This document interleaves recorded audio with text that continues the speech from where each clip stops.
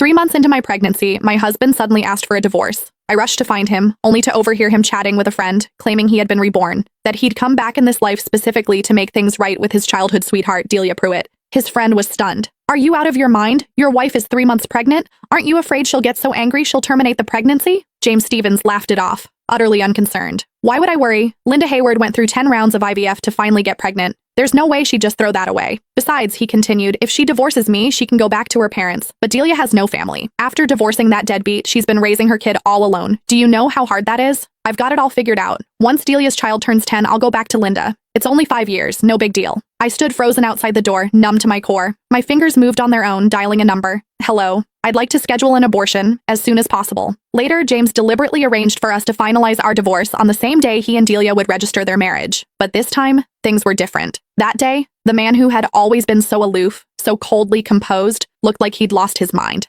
His eyes locked onto my flat stomach, his voice cracking with something close to hysteria. "Where's my child? Where's our child? You promised me you wanted to have a baby with me. Linda, are you sure you want to go through with this? After everything you went through for this baby?" My mother's voice broke over the phone and guilt twisted in my chest. She had been the happiest person in the world when she found out I was pregnant. She knew what it had cost me, a full year of choking down bitter herbal medicine, 9 failed IVF cycles. It wasn't until the 10th attempt that I finally conceived. The moment the test results came back positive, my mother had wept with joy. She believed that with a child, James and I would finally settle into a real marriage, that he would step up, become a responsible husband, learn to put family first. But today I realized how terribly wrong we had both been. The phone rang, sharp and insistent. I answered mechanically. James's voice cut through, cold and harsh. "Linda, how much longer are you going to drag this out? Even if I can't divorce you while you're pregnant, the moment that baby is born, I'm filing immediately. And let's be real, raising a child costs money. You've done nothing but sit at home since we got married, eating my food, spending my money. All you do is a little housework, that's it. No one's going to want a woman who just gave birth and comes with a brat attached. You have no income, no prospects. When the time comes, you won't get to keep the child. You won't get to keep me. You'll have nothing." Every word dripped with contempt. He reduced everything I'd given to this marriage, every sacrifice, every exhausting day, to nothing. And he called my baby a brat. It felt like a blade dragging across my heart,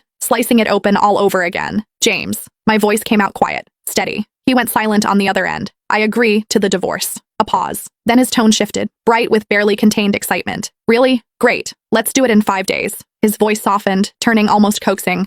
"Linda, don't worry. I just want to take care of Delia and her child. I won't cross any lines. Focus on your health. Have the baby safely. I'll come visit you and the child once a month. I've already bought so many clothes for the baby. I even picked out a name." He sounded almost giddy, but my mind was already drifting, detaching from his words. In that moment, I knew I had truly let him go. A soft chime broke through the haze, a text notification. My gaze dropped to the screen. "Dear Ms. Hayward, your abortion procedure is scheduled for 3 days."